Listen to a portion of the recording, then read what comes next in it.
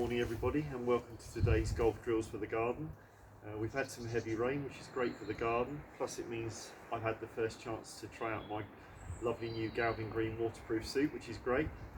So this week I've talked about doing some practice which is more competitive, really focusing your mind onto achieving the end result and getting you ready for sort of competitive play again.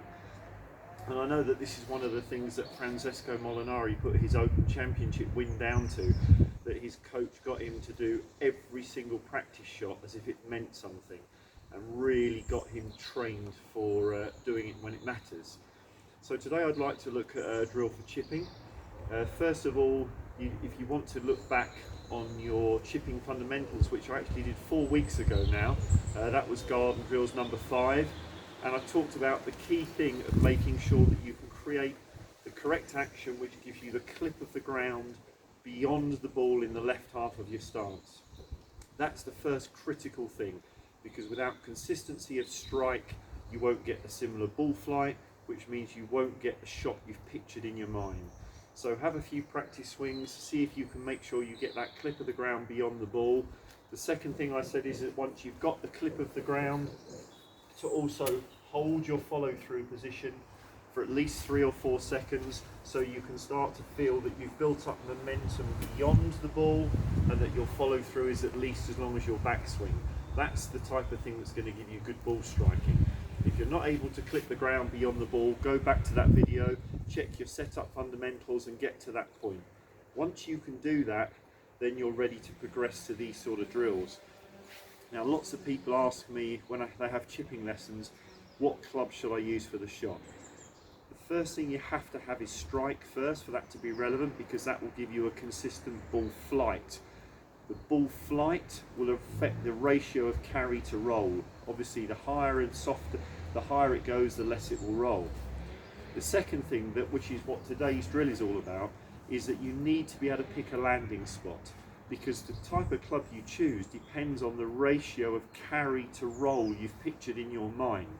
So I've put 5 targets here at 2-yard intervals, 2, 4, 6, 8, 10 yards.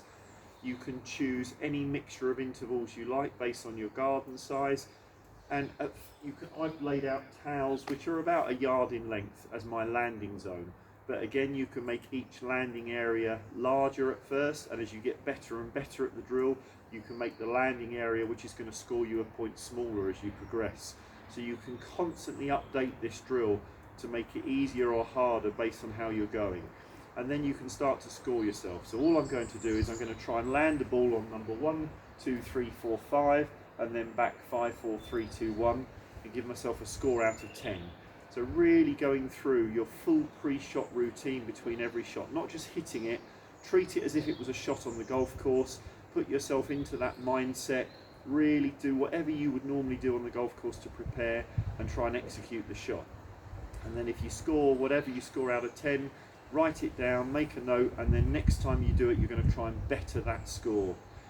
If you get to the stage where you're scoring very high, 8, 9, 10 out of 10, then you can make the exercise difficult again by, instead of going up in a ladder, 1, 2, 3, 4, 5, you could dot about randomly from 5 to 2 to 4 to 1, so that you're having to make bigger variations to the length of your swing to then control the correct distance through the air. And as I said, you can also then go even tougher by making the landing point smaller. So let's give it a go. So here we go, we're going to have a go at number 1, just the 2-yarder through the air.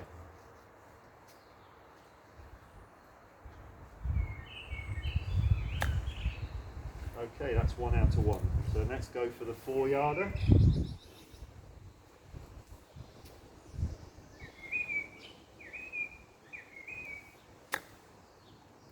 Okay, 2 out of 2. Let's go for the 6-yarder.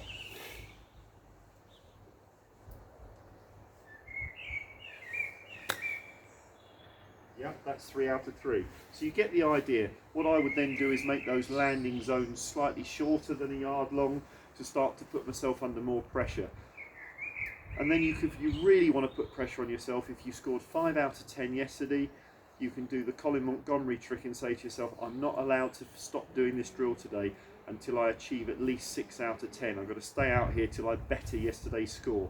So try and create pressure situations that really get you thinking, just like you would on the golf course. And I promise you, when your back's tired and you've been doing it a while and you're really struggling, that's when the mental focus practice comes in, and it really does, you are able to create that tournament situation. So get stuck in, enjoy the practice, and I'll see you tomorrow.